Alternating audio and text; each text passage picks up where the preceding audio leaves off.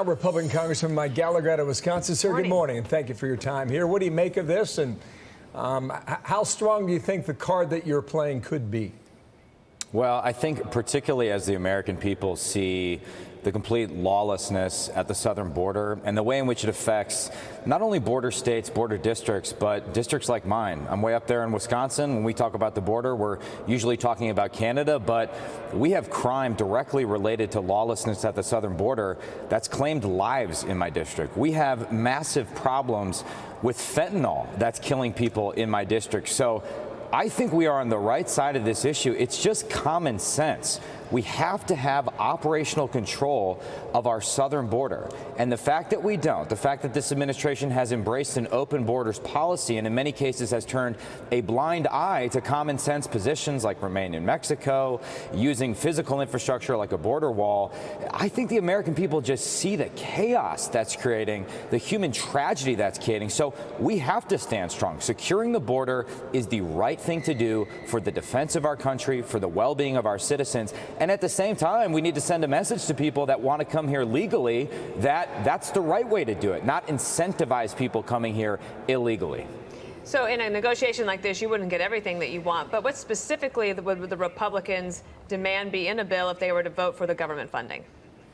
I think Remain in Mexico policy is on that list. I think more funding for the border wall is on that list. Maybe we can insert into that list that members of the Biden administration just start telling the truth about the border, right? The vice president was on TV the other day saying, despite the fact that we've had 2 million people come here illegally in this fiscal year alone, including 78 suspected terrorists, that the border is secure. Just be honest with the American people. So part of the strategy here is just to force an honest discussion about the problem that we're facing at the southern border, as well as highlight some of the more radical positions that the Democratic Party has right now. There's still a faction that wants to defund ICE, and that is a crazy, crazy position to have. Wanted to get your comment on another topic here. This is a big deal overseas. You know what's happening in Putin and Russia and Ukraine, et cetera.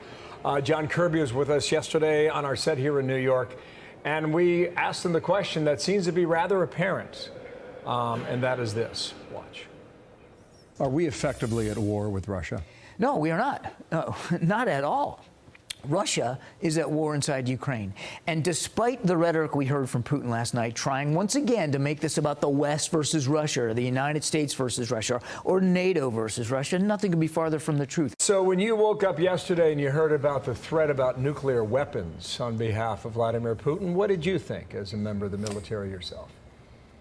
Well, I think Putin is obviously trying to blackmail us. He's trying to intimidate the West. And I think the president missed a massive opportunity to clearly signal that if Putin were to take this step, this massive escalatory step, that NATO would respond very forcefully. And I think sending that clear signal actually gives us the best chance of deterring nuclear escalation. Time and time again, this administration talks itself out of taking the steps necessary to give the Ukrainians what they need to win. Right now, they're delaying the provision of certain weapon systems. The ATACMS are at the top of the list because they fear that this will be provocative.